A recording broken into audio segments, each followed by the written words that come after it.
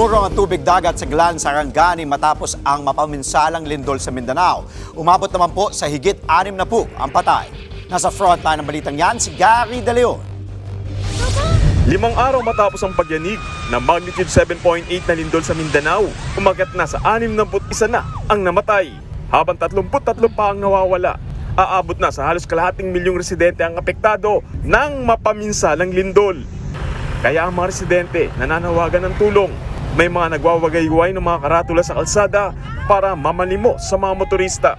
Hihingi kami ng pagkain, tubig sa gobyerno! Hanggang ngayon wala pang tulong! Patuloy naman ang pagdating ng tulong sa munisipyo ng Glan sa Sarangani. Ang barangay Small Margus na 3 araw na isolated, nabuksan na sa mga motorista. Masaya ang pamilya ni Glyza na inabutan naming nakasilong sa isang tent. Sa harap yan ang kanilang nasirang bahay. Kahit papano raw ay may nakarating ng tulong sa kanila. Naiintindihan daw nila na sadyang mahirap pa rin ang paghahatid ng relief dahil sa mga napinsalang daan. Kasi takot din kasi yung yung kapag biglang lumilindol na yung mga bato galing itaas, gababa pa ba. So kagabi pa yan na-open yung daan dyan sa may seawall. So gagabi pa din dumadating yung mga tulong. Ang mga residenteng galing bundok nananatili pa rin sa kalsada. Ito lamang daw kasi ang paraan para mapansin agad sila at mabigyan ng tulong.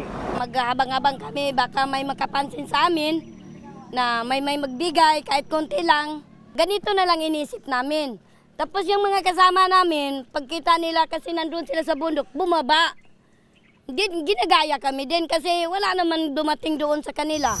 Samantala, marami pa rin sa mga residente ang takot pa rin umuwi sa kanilang mga bahay. Sa tala ng Sarangani Disaster Risk Reduction and Management Office, nasa halos 800 pamilya ang nananatili sa evacuation. Kaya ang alagang kapatid agad nagpaabot ng pagkain sa evacuees. Bukod sa mga bigas, nagpakain din sila ng pansit. Umurong naman ang tubig sa dagat kasunod ng lindol.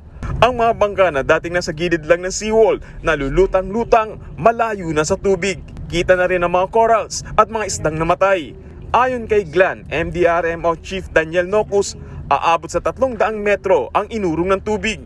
Ayon sa PBOX, tinatawag itong coastal uplift o pagtaas ng lupa sa baybayin. Pero wala namang dapat ikabahala. So yung coastal uplift po, nangyayari po ito kapag nagkaroon po ng malakas na pagyanig o malakas na lindol. Tingin namin magiging permanent na rin po ito. Tulad po nung nangyari noong earthquake din po sa Bohol. Nagbabalita mula sa frontline, Gary De Leon, News 5. Mga kapatid, Andre Felix po. Iba na ang may alam at may pakialam sa panahon ngayon. Para po sa tuloy-tuloy na balitaan sa frontline kahit weekend, mag-follow at mag-subscribe na sa social media pages ng News 5.